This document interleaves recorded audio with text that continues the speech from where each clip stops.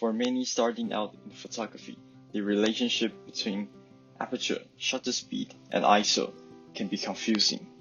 To further muddy the water, the terms stop and f-stop are often used interchangeably, but to refer to different things. In this article, I would like to take some of the mystery out of these concepts by talking about the exposure triangle and why it is important to understand for those who are starting out.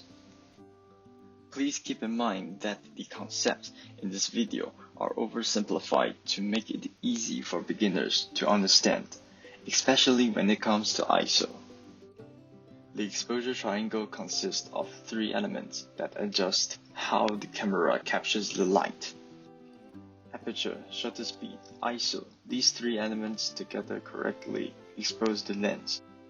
The three variables of exposure triangle are interdependent, and it is with these variables that the camera movement is more complete. For example, adjusting one of the three elements will require an adjustment to the other to maintain proper exposure. The exposure triangle is also known as the photography triangle and the camera triangle. Aperture, shutter speed, and ISO are the main variables in the camera triangle that controls exposure. But each element also affects other qualities of image. Depth of field, motion blur, and noise are all determined by elements of exposure triangle photography. Before we go too far, let's start our discussion by talking about the stop of light. Understanding what a stop is the key to understanding the exposure triangle. In photography, a stop refers to the doubling or halving of the amount of light that makes up an exposure. Each photo that we take requires a certain quantity of light to expose it correctly. Adding a stop of light by doubling the exposure will brighten an underexposed image. Conversely, decreasing an exposure by one stop will darken an overexposed image. So how do you add or take away a stop of light? To do this, we need to change the aperture, shutter speed, and/or ISO. Let's look at each of these individually. Shutter speed is the length of time light is allowed to hit the sensor. It is measured in seconds. Shutter speed is probably the easiest of the exposure triangle sides to understand. Aperture refers to the size of the circular hole in the lens that lets in light. The bigger the hole, the more light that reaches the sensor. In fact, each time you double the area of that opening, you double the amount of light or increase the exposure by one stop.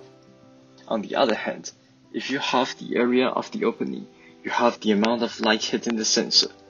And you guessed it, that will decrease the exposure by one stop. Large apertures, which correlates to small f-stop numbers, produce a very shallow depth of field. On the other hand, small apertures or large f-stop numbers produce image with a large depth of field. Now, let's take a look on the example. Captured with the Canon 650D and 50mm f1.8 lens. This image has a large depth of field. I focus on the red trash can about 5 meters ahead of me. A wooden chair and the tree leaves far behind are all in focus. This image has shallow depth of field. Here I focus on the cat. It's sharp, but the background is blurred. The final variable in the exposure triangle is ISO. You can think of ISO as the sensitivity of the digital sensor, although it is a lot more complicated than that. Higher values of ISO means that the sensor does not need to collect as much light to make the correct exposure.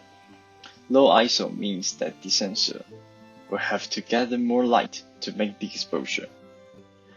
Well, being familiar with these basic photography will not only help you avoid unnecessary mistakes that leads to missed moment, but will also enable to take great photos with the correct exposure.